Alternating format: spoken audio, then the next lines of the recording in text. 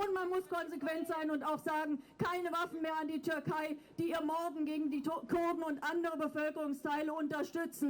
Aber sie haben alle immer dagegen gestimmt, die anderen Parteien.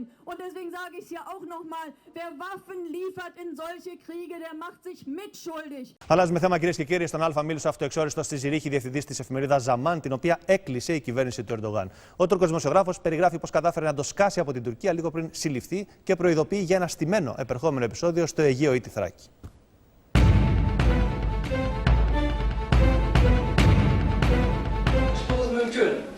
Ο Αμπτουλά Μποσκούρτ δεν μασάει τα λόγια του. Ο Ερντογάν είναι δικτάτορας, λέει στον Α. Έφυγα για να γλιτώσω. Θα πρέπει να προσέχετε στο Αιγαίο. Upcoming referendum in Turkey, Recep Tayyip Erdogan is very much, desire to be an executive or imperial president, consolidating the powers that even the sultans during the Ottoman times they didn't have it.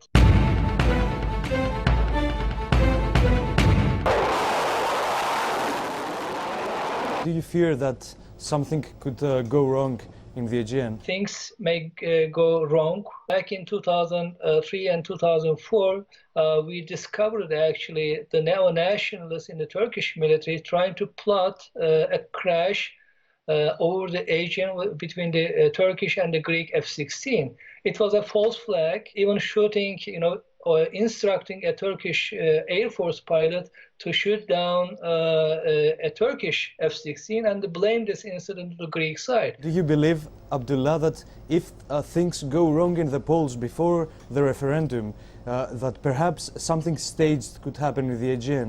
Given the threats on the land territory, we may see some false flags. There are not many, barriers to prevent this kind of plots to becoming a reality. And after the failed coup attempt, most of the pro-Western, NATO officers actually purged. So we don't have that element in the military either. Every day we see the media, the Turkish media, reporting on the Aegean. Some news seem fabricated. Well, I think he has almost full control over the media landscape in Turkey, especially on the broadcasting side. So they can plant fabricated stories every day in the media, and they can raise the national euphoria by these fabricated stories. Sometimes coming from the President Erdogan's office, sometimes from the Turkish intelligence.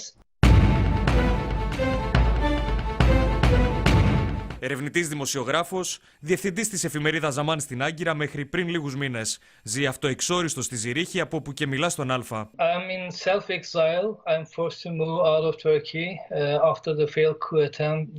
The paper I used to work, it was the largest national daily in Turkey, which is called Zaman.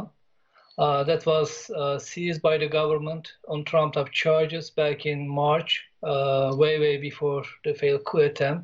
And I was one of the first one that was let go after the government takeover. Is it something that today's Zaman decided to publish? One is the corruption files that incriminated President Erdogan and his family members. The second issue is the information or some of the allegation that the Turkish government is providing arms, financing to the jihadist group fighting against this Syrian regime.